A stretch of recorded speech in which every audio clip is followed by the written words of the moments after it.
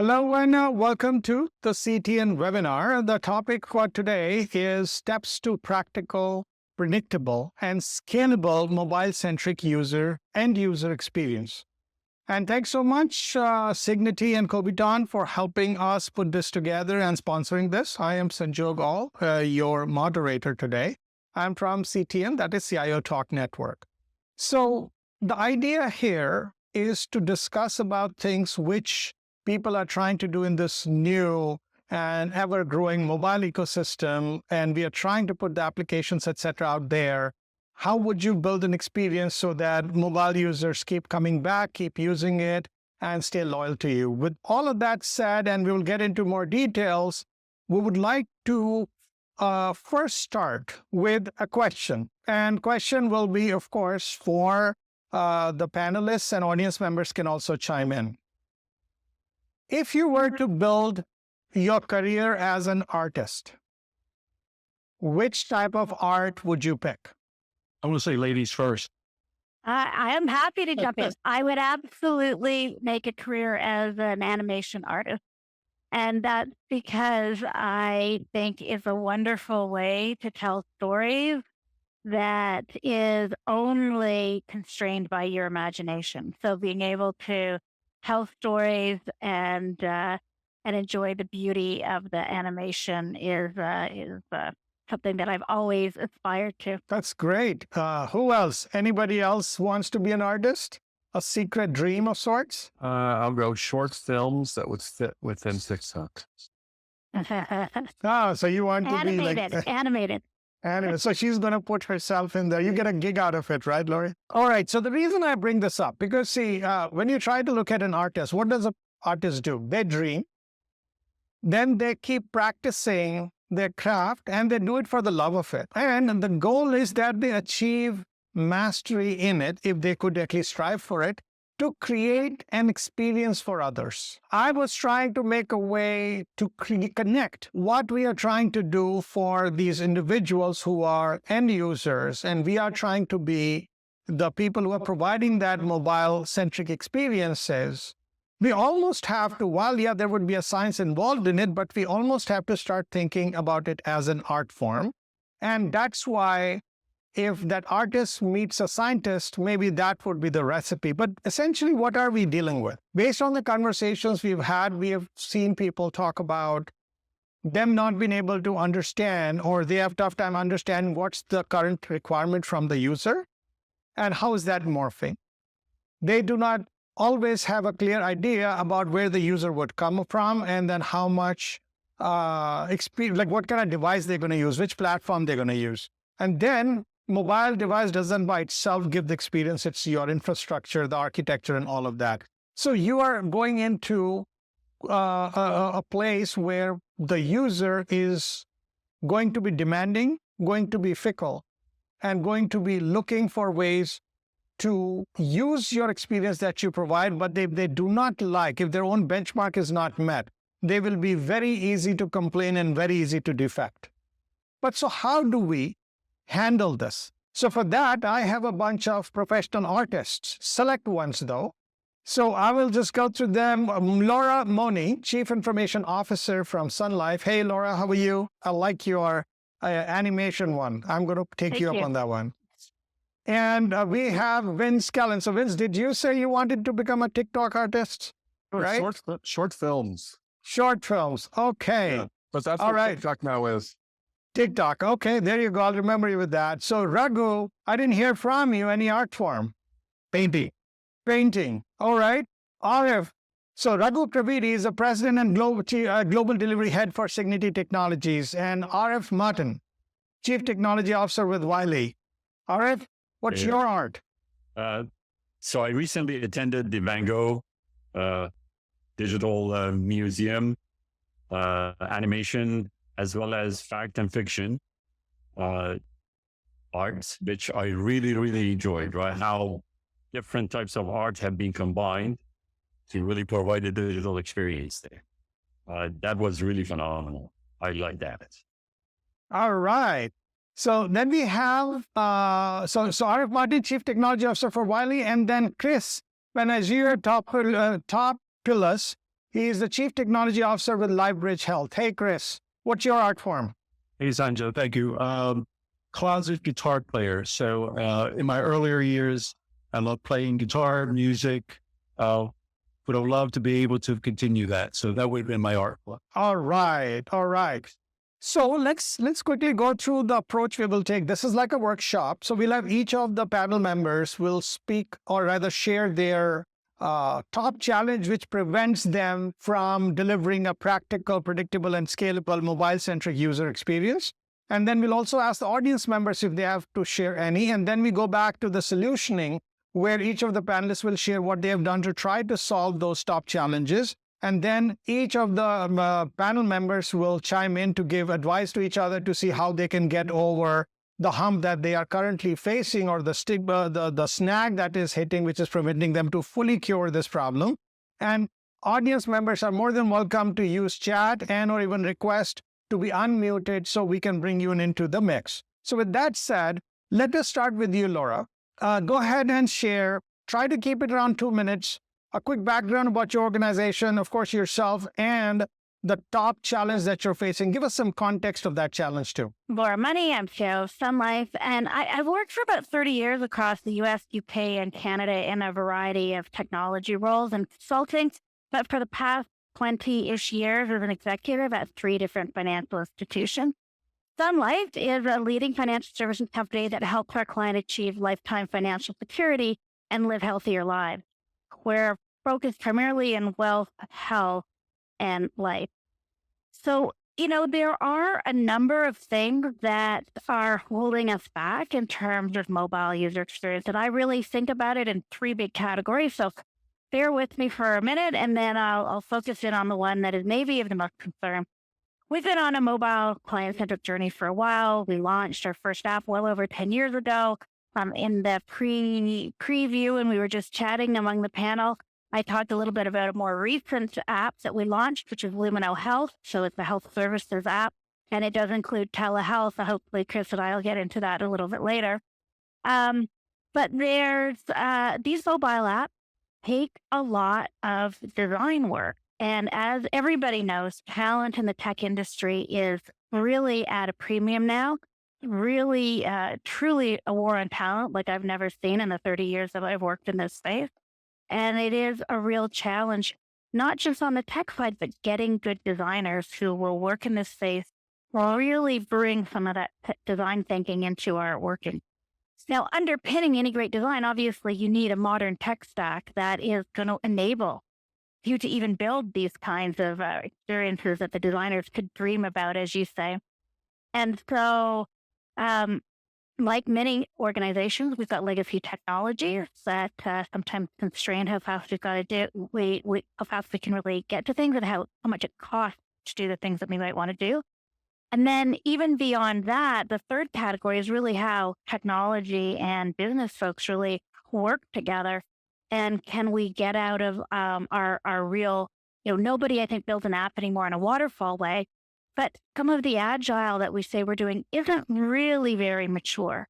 And so can we really mature the way we're working together to have those quick, client-focused, design-led releases on a regular basis? I want to go daily. My team's not quite there yet, but we're working on it. All right. Hey, Vince, what's up there at your end? Well, with being CIO here at UC San Diego, we're about 43,000 students, and then probably another 50, 60,000 we call extension students who aren't pursuing degrees. So the number one thing for us has been the response to COVID and how COVID has scrambled the classroom between home and the dorm and a little bit back and forth, especially in the last year. So the students are really consuming a ton of content, educational and other, from all sorts of different environments than we have historically, been used to. So we used a phrase last year, the dorm is the new classroom. Students are coming to the dorms, but taking their classes remotely because they're not allowed in the classroom.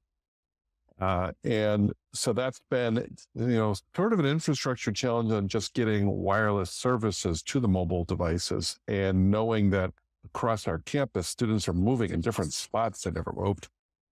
But on the other side, because we have so many students and we have so many engineering students, we find that we use our student workers as mobile developers, and they're as good as the consultants that are out there. And so we've got them, Laura. So if you want them, just call. But it is a war on talent, so we've been forced to use our student population. I can go more into that and how we do that. Rembrandt studio model, to borrow this artistic metaphor, that's actually a phrase we use for describing how we try to produce our mobile experiences in software. All right. So yeah, we'll definitely talk about that on the solution side of things. So Chris, why don't you share your journey and challenge, the top one? Love to. Good afternoon, everyone. I'm Chris Panagiotopoulos. I'm the Vice President and CTO for LifeBridge Health. We are a $2 billion a year healthcare organization based in Maryland. As you can imagine, having to serve and operate a number of hospital systems in Maryland, the last 2 years has been a little bit of a challenge for us. We've been pretty busy between having our hospitals completely filled with patients, having emergency situations, needing to pivot and send hundreds, if not thousands, of our employees to work from home. And also, how do we engage with our patients? We told our patients, don't come to the office anymore. It's not safe for you. Lock down, stay safe. But they still need healthcare. Our challenges, and I described the last 2 years as pivot, overcome, and in some cases, we've thrived. We had to pivot, send a number of our employees home. In the healthcare environment, the traditional in healthcare environment is you're physically on site. You're there at the hospital, you're supporting your IT staff. Now we had to shift everybody home. And we put some measures in place to do that as an interim basis. We all felt this was going to be over soon. And we went from it's going to be over soon to now this is going to be more long-term. And we need to have an infrastructure and technology that's secure and mobile. And now adapts to the needs. Not only are staff working from home, but they are moving around. Some move to other states to take advantage of this opportunity. Also from a customer perspective, now we were telling them this thing called telehealth. We're going to send you this notification with an app, and you're going to meet with your provider that way. And now I have to download this app to my phone. And now what do I do? And how do I have to do this? So those are all very unique and interesting challenges we've had to overcome, and still working on a number of them on both fronts. Aref? Done similar, right? Our audience, researchers, learners, administrators, people that are looking to make sure that they learn to get a better job. And this audience used to be in classrooms, in communities, one-on-one training types of things. And COVID really did a number on this part of the industry. Everybody decided to go online and stay at home and stay safe and conduct their business. This kind of interested in a very clear opportunity for us to really strengthen our mobile portfolio of capabilities. And it also presented us with specific challenges such as, how do we support a global audience, right? Because our audience is everywhere, in every research institution in the world, in every university in the world, and in pursuit of careers anywhere in the world. So this was interesting. How do we really kind of basically get to a point where we define a common denominator to create applications, to build a consistent user experience? And I use user experience in the bigger scope of things and not just what's happening on the screen there. Overall user experience on performance, availability, security, et cetera, and allow others to build better user interface into on top of our applications, so that things will become much better, much simpler for everyone to operate in their markets. In addition to this type of a challenge, we have other major issue, which is, the nature of our business is really delivery of our content and worldwide. And how do we do this seamlessly so that the experience of discovery and learning from anywhere in the world is seamless to the users regardless of where they're sitting and regardless where the content is being served. And that's been quite an interesting journey for us over the past couple of years. So Raghu, you've heard all the leaders who are on this panel, and you have been, and your organization has been in some form or fashion working with them, learning their problems, and just kind of wear a hat of an analyst almost, right? You've been around the block, talked to them. What you're hearing from them and what you are seeing out there, how much of a similarity do you see, and what more do you see? What will complete the picture, if you will? It's a good question, Sanjog. Yeah, I think understandably, and before I answer that, I think I really like the way that you started off this session when you said, what is it that you want to pursue as an artist? Because digital transformation is definitely not only a science. It's a combination of science and arts. Because at the end of the day, the end consumer in the marketplace is not an engineer. He's a consumer in his realm of space. So he has an emotional connection to the experience. So therefore, there is definitely an art component to this overall digital transformation that all of us are trying to do. Having said that, you're right. I mean, most of what my colleagues said today is definitely a subset of challenges that we are hearing. But if I broadly break the entire cycle into three parts, when we sit to build a mobile app with a certain level of digital experience that we have as a goal to deliver, I think that's the first piece of the puzzle, right? You have to get that right. That's category one. And if I, for lack of a better nomenclature, call it vision, the digital experience vision that you want to give to your end client, then how do you progress from that vision to delivering value eventually to the consumer, which is the second part. So the first is vision, the second is vision to value. And the third is now, once you've delivered value, you start getting feedback from the end consumer directly or indirectly, the social channels, right? So how do you feedback that value back into your vision and improvise it? So if I broadly break this journey into these three parts, I think some of the organizations have done a great job in being able to articulate a digital experience vision for their end customers. Like Chris was talking before Chad, saying that they were trying to put a digital strategy, right, in terms of experience strategy. I think a lot of them are able to get the first version to near to what they would like to deliver. And I think the feedback loop from the delivered value back into the vision, also we are seeing a lot of our customers are eagerly looking at what feedback is coming in the marketplace. How do I pipe it back into my SDLC overall? I think in these two parts, 1 and 3, there is enough attention and enough curiosity to ensure that, it's going on well. But if you look at the second part, which is vision to value, that's where I think a lot of challenges that most of our customers are also facing, which part of them my colleagues just also outlined. Now, if we have to look at that piece, which is the longest journey when you deliver it for the first time, I think there is a people aspect to it in terms of skills, their availability and expense, the ability to design and architect, because your vision needs to eventually convert itself into something tangible. So skill is definitely one broad category. Then the process and methodology that you use to actually drive this vision into value. How do you put your teams on the ground? We heard Laura say that she's looking at pushing to release to once a day. So for that, you need very nimble, agile, and yet compliant to a certain methodology sort of themes. You need to be compliant where you need to be, and you need to be flexible where you need to be, right?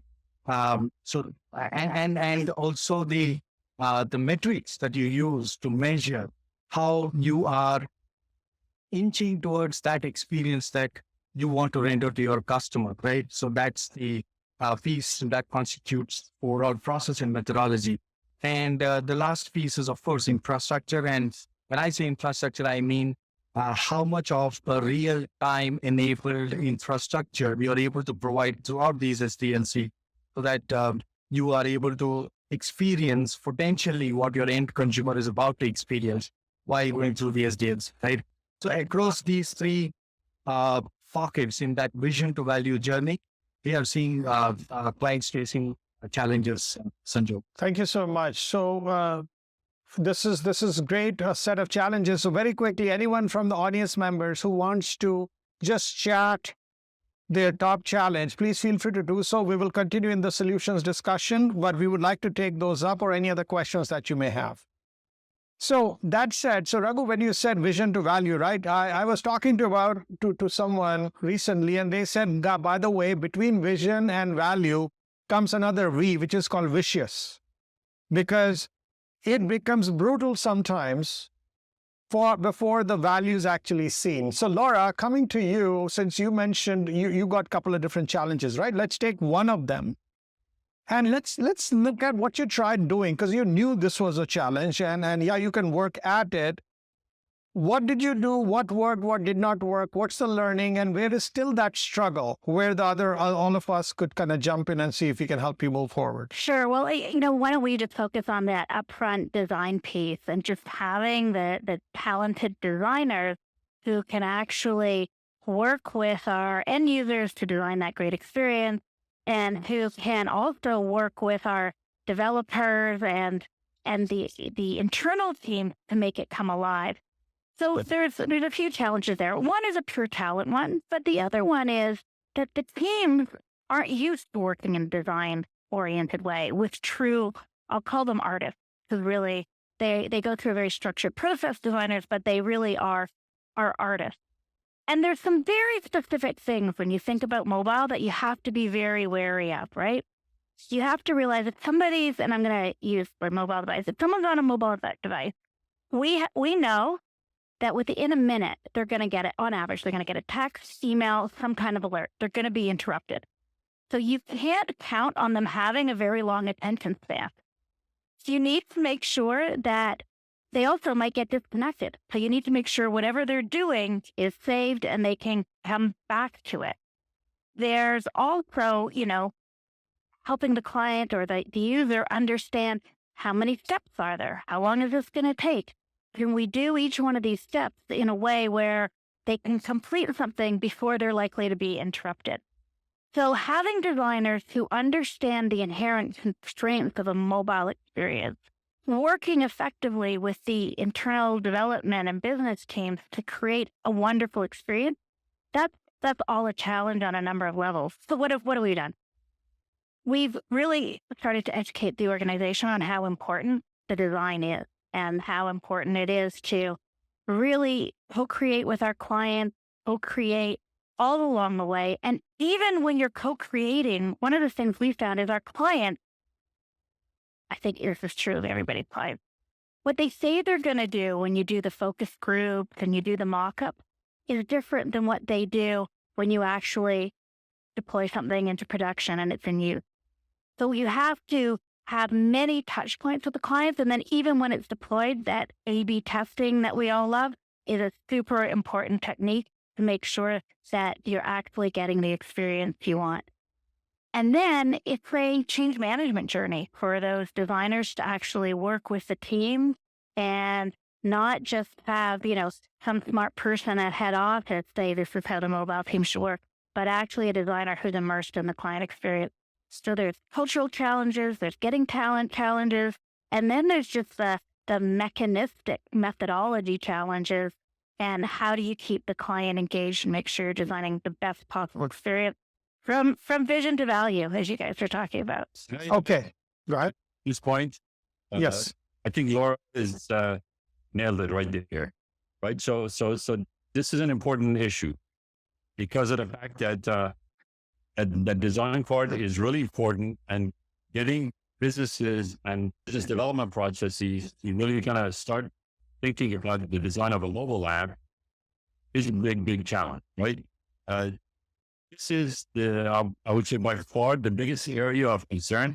But there's another area which is kind of somewhat related is the current generation of mobile apps have architectural patterns that are still based on assumptions of technology, stated technology 3, 4, 5 years.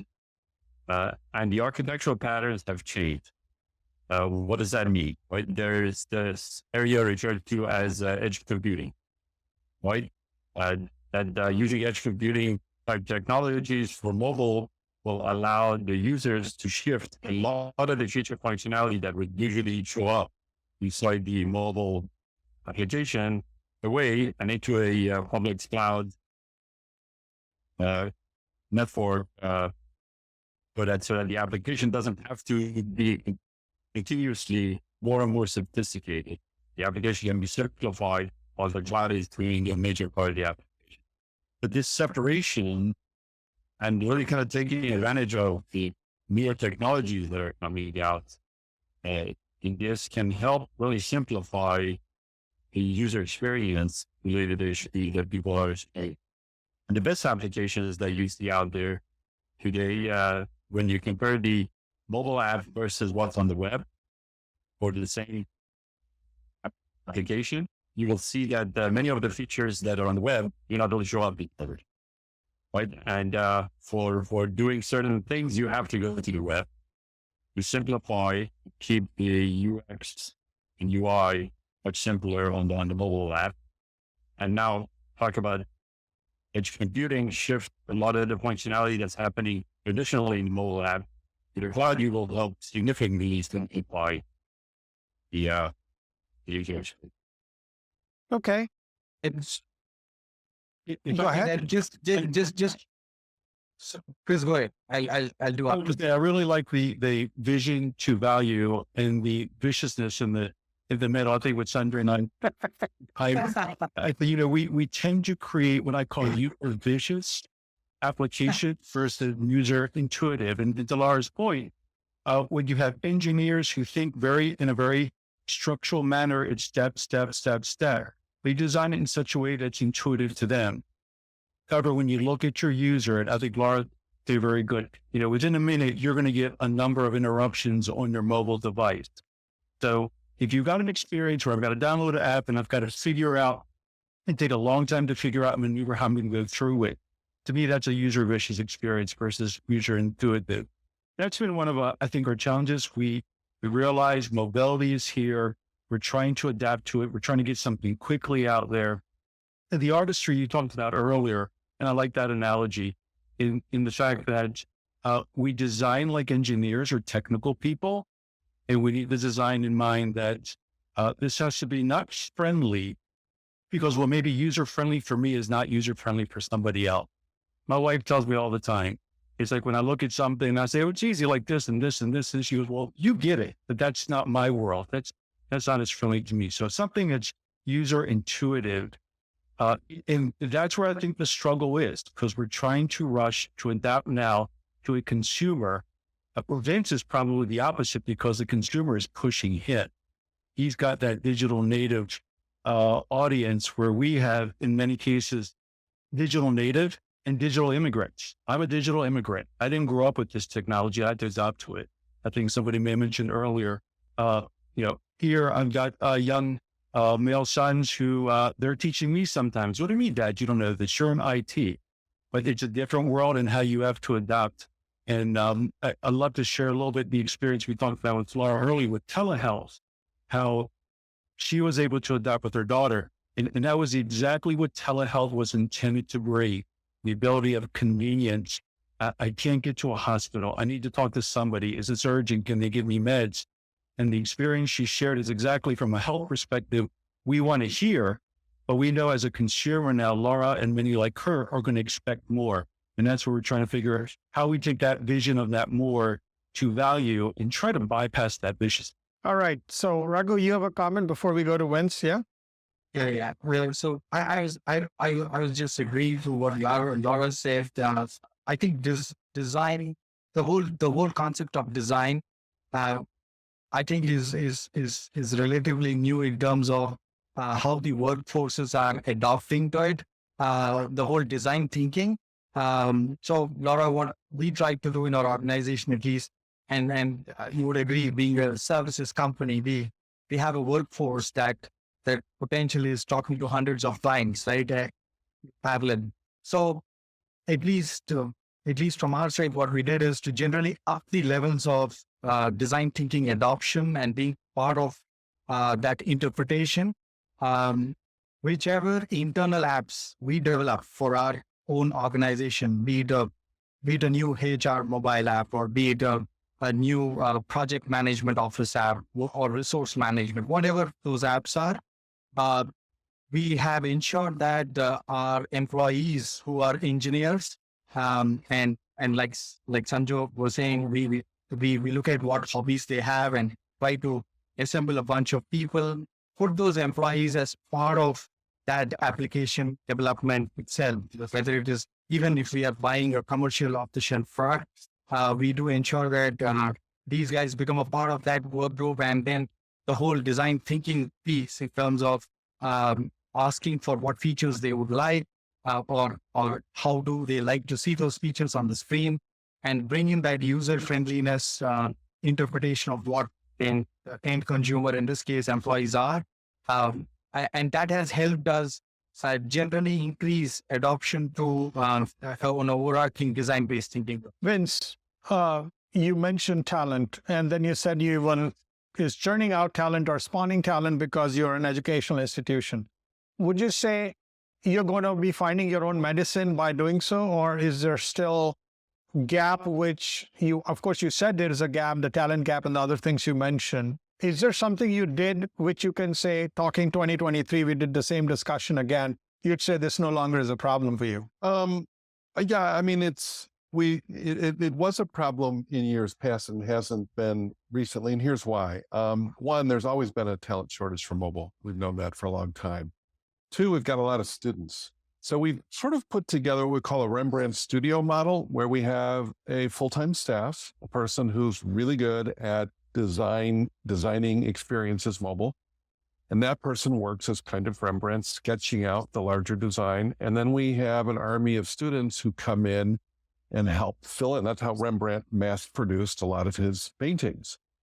And so the students come in and take the design patterns and adopt them. We found that student labor is as good as what we can get in the market from a consultant. They're young, they're hungry, they're well-skilled, they're very smart.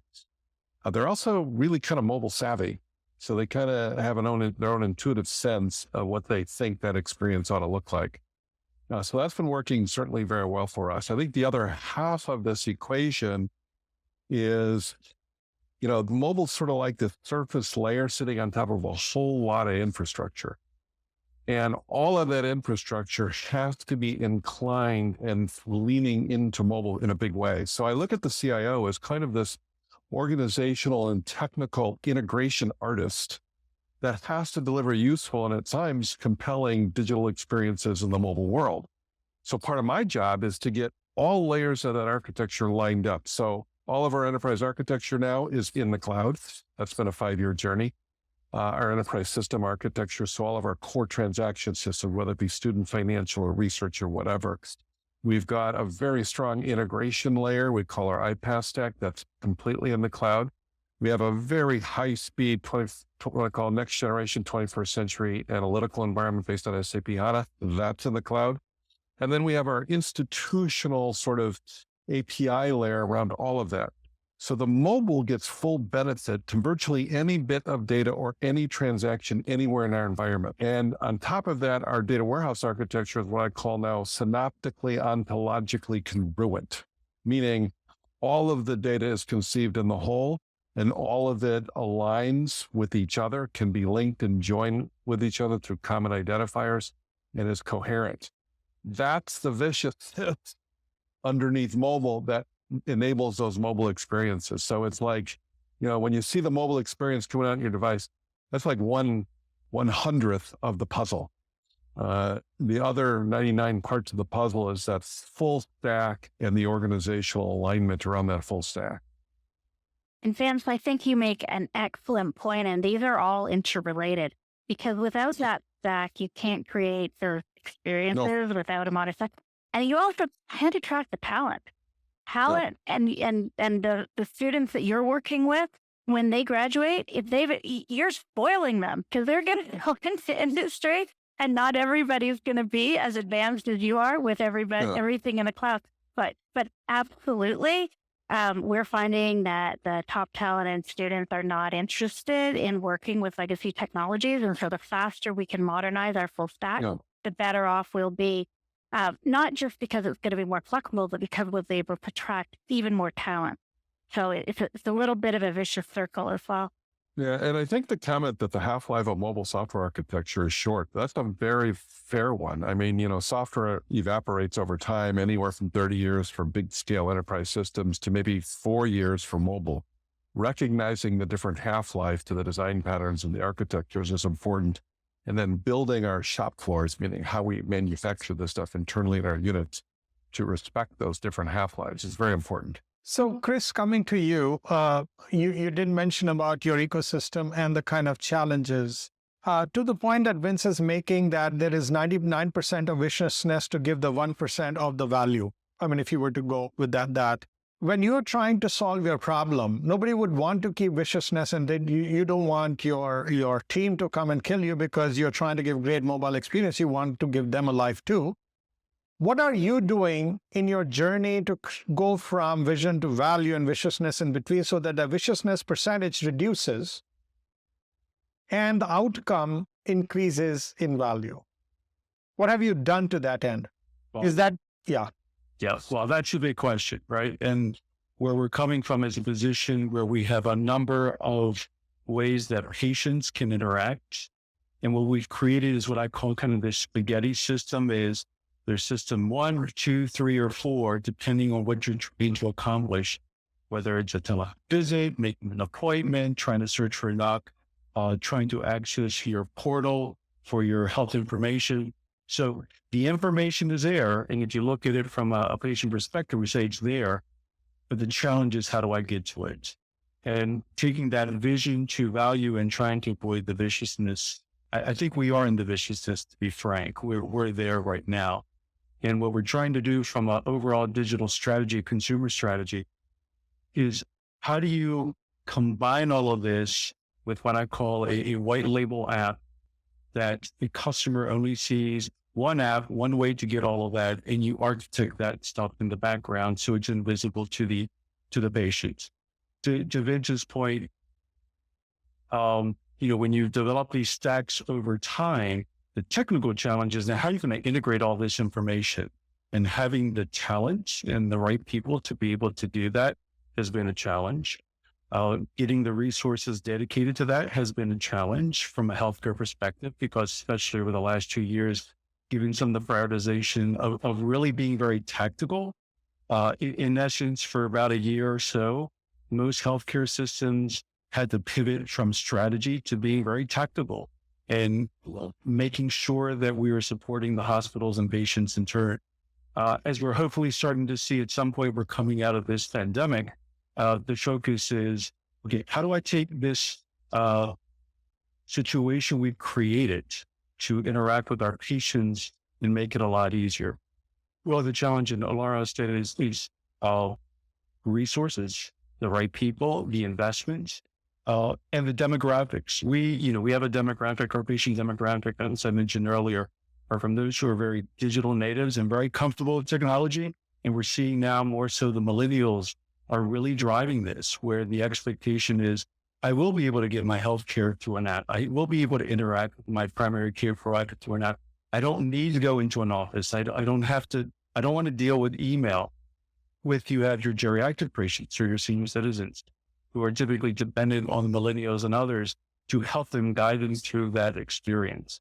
So we've got our challenges, but I'm very encouraged. I think the opportunity that COVID brought, I was responsible for helping set up the telehealth program in our organization back in 2016.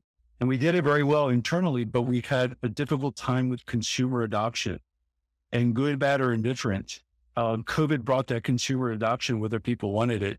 And now the expectation is not only do I want it, but I expect more. So, Aref, you mentioned when Laura had mentioned about, the challenges that she was facing, and then you brought things like edge computing, etc. So would you say that this is now a project for you where you know where the bottlenecks are and you put a good architecture in place? Like you mentioned, you stressed an architecture, or there is something more that you need to crack, more problems that you need to crack?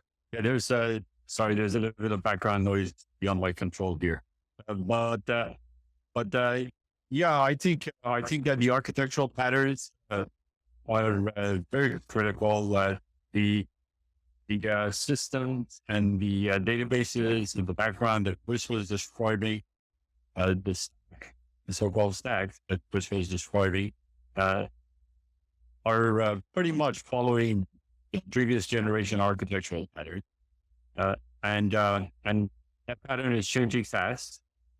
And especially if you have applications that really need to kind of be globally accessed, they have to really start adopting new technologies. Otherwise, many of these applications will not deliver the user experience that you want, right? And again, user experience, the very user experience, right?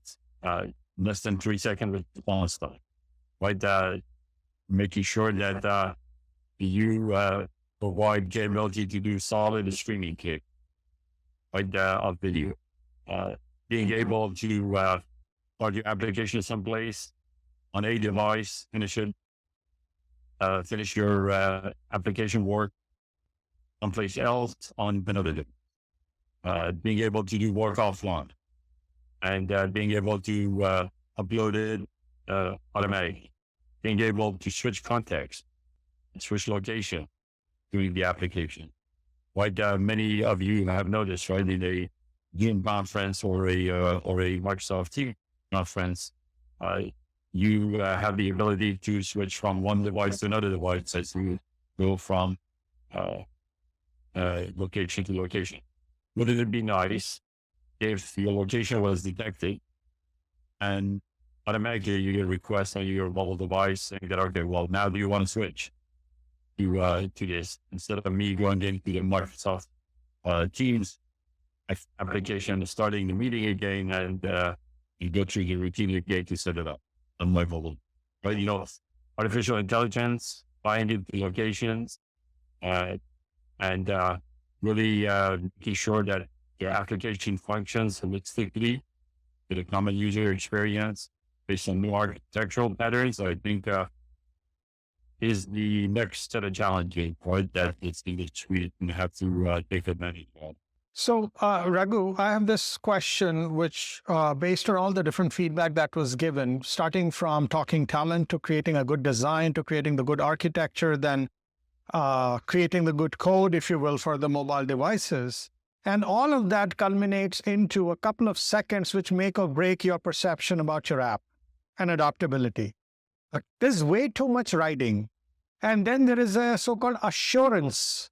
Somebody would like, before making an investment or after they made investments, they would like to know before they, you will not fire and then aim, if you will, right? Or you will aim and then perhaps test it a little bit and then fire, because you don't have the choice. How on earth can someone do that when Laura says, I have to get this good design made, and once you make the design, then there's a lot of coding to be done, and then users will not always tell what they want, like in the way they would really use the system. And if there is any delta there, that'll get passed along. Yeah. So how do you create this end-to-end assurance, if you will, of this, so that the end experience across devices, across platforms, across use cases stays consistent? Because that's what we call as a brand, a reliable brand. What have you seen people do to that end? Great question, Sanjog. And just to borrow your line of aim and fire, I think this is now about hitting the bullseye on a moving target, right? So that's how complicated it is. Coming back to the assurance piece, I'll take a step back. Maybe 5-6 years back, when performance, security, these kind of issues were were important from an assurance standpoint. Generally, if you had to test your application, you would do your functional test and then a non-functional test and then whatever pre-fraud readiness test and then a deployment test. That was the sequence. And as we did a left shift paradigm in the SDLC space, we said we can't do that sequentially. Of course, there are some parts of those tests that have to be done towards the production stage, but while the code is getting developed, you need to look at functionality, non-functionality, and several aspects of how the application will get used and is supposed to deliver what it is supposed to deliver. I think we have to apply the same thing for experience. I think when developers write their code, probably they have requirements in mind and potentially have defects that they know have crept in or are likely to creep in, right? So when testers are testing the code, they are looking at, again, compliance to requirements and can they spot a defect? I think we have to change the thinking across the SDLC of all the people who participate to also think about experience in as much as they think about functionality and non-functionality. So to be able to do that, we should offer a platform of sorts or a framework that will allow them to see and measure, if not see, to be able to measure potentially how they are inching towards that end experience that they have set for themselves. So what we have done, at least in the last 18 to 24 months, and more so in the last 18 months, is we have broken the entire experience journey from vision to value in 3 parts. One is, we call it as pre-experience, which means you should be able to predict what is likely to be the experience of a potential end consumer while the code is getting built, tested, and about to get deployed. And the moment it is deployed in production, then from pre-experience, it becomes a live experience, right? Runtime monitoring of the experience. And once the consumer has used the application, then he or she is going to throw a lot of feedback, or maybe there's a lot of data in their devices that we could look at to know what potential problems have occurred to that consumer, and then feed it back to the vision that we spoke about. And that we call it as post-experience.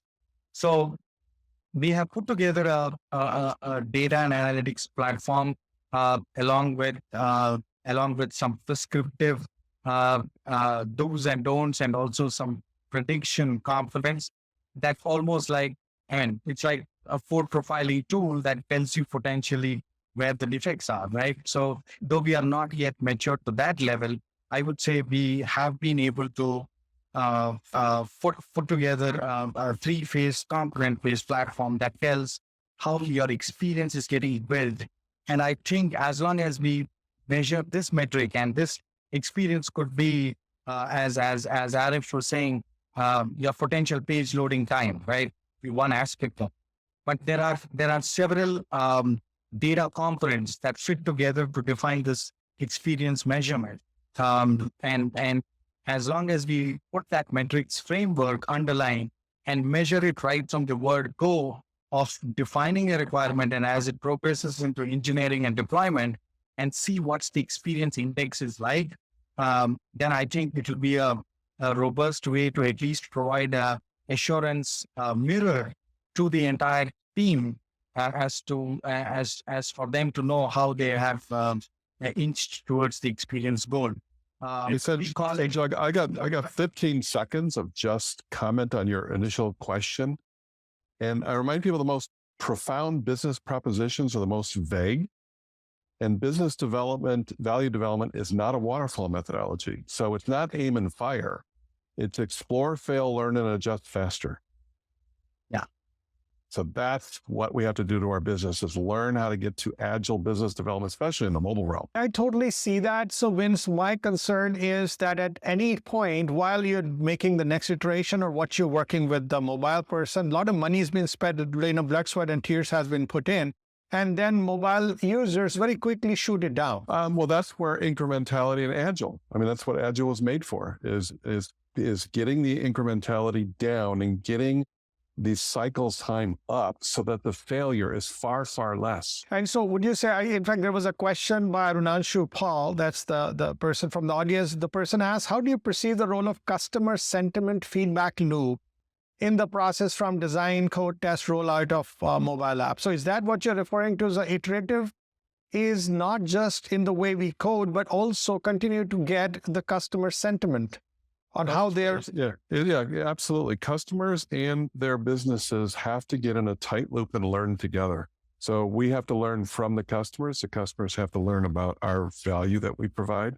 And we have to keep that in a very tight loop and keep customers and business tightly together. And mobile is a great way to do that. My question to all of you would be, should it be paranoia driven or should it be leap of faith driven that I'm going to create the next best experience, put it out there, let the customer give me feedback, and if it bombs, it bombs, but life will go on like it's like an infinite game. How much leeway do you guys have from your management? Who would get fired if somebody says this sucks? When you go to customers and you start to test propositions, you do, A/B test, you do a whole bunch of testing of ideas in the small, so you're not ruining your value proposition.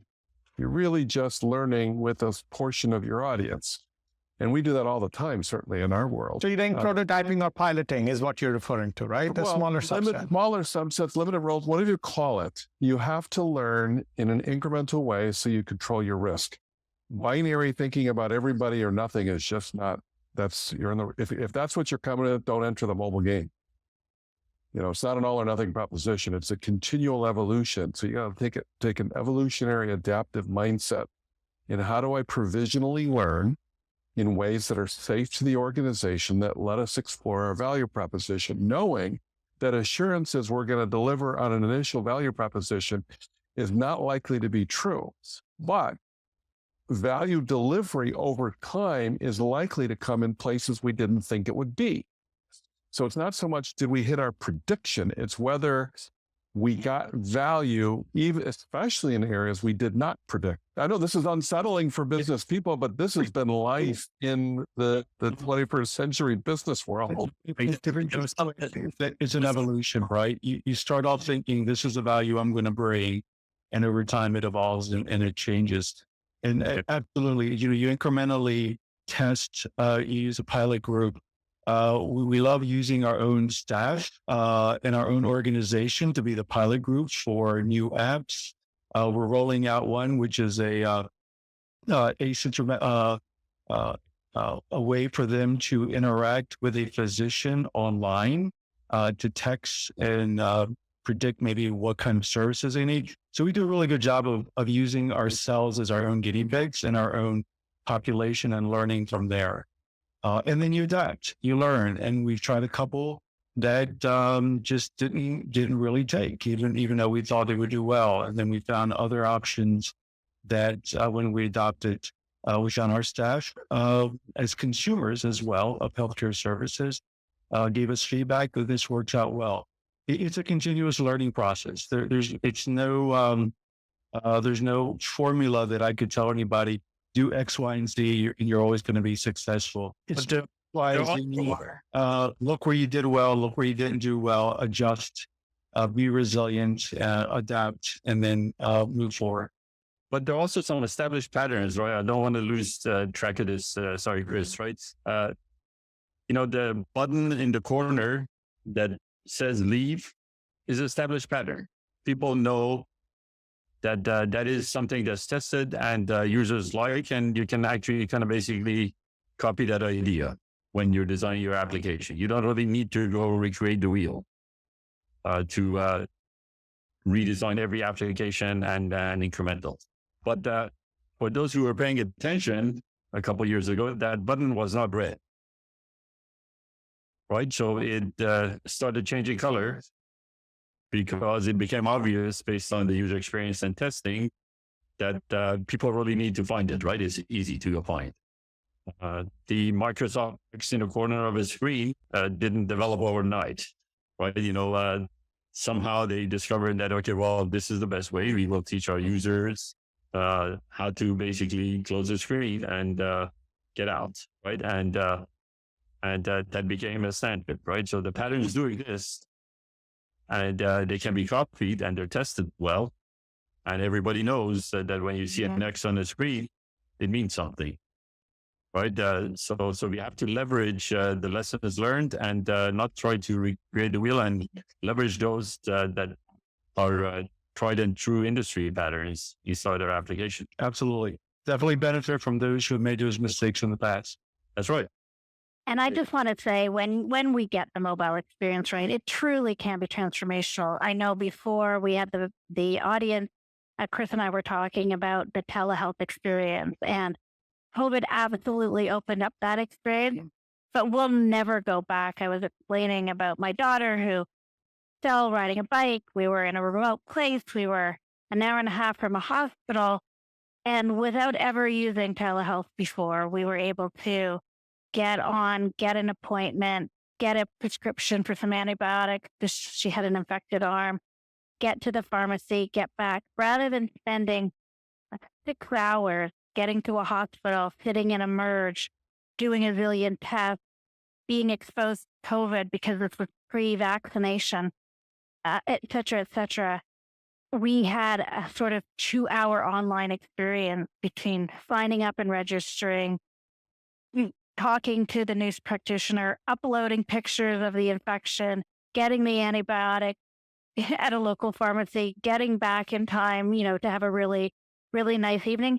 That's a transformational experience. And so when you really get these right, and I'm sure it wasn't all that mature because it was very early on in COVID and that learning just hadn't taken place, but it was an amazing experience. And truly, to your point, my bar is now really high and I'm never going back to an emergency room for something like an infection. So last question for all of you, 10 words or less should be your response.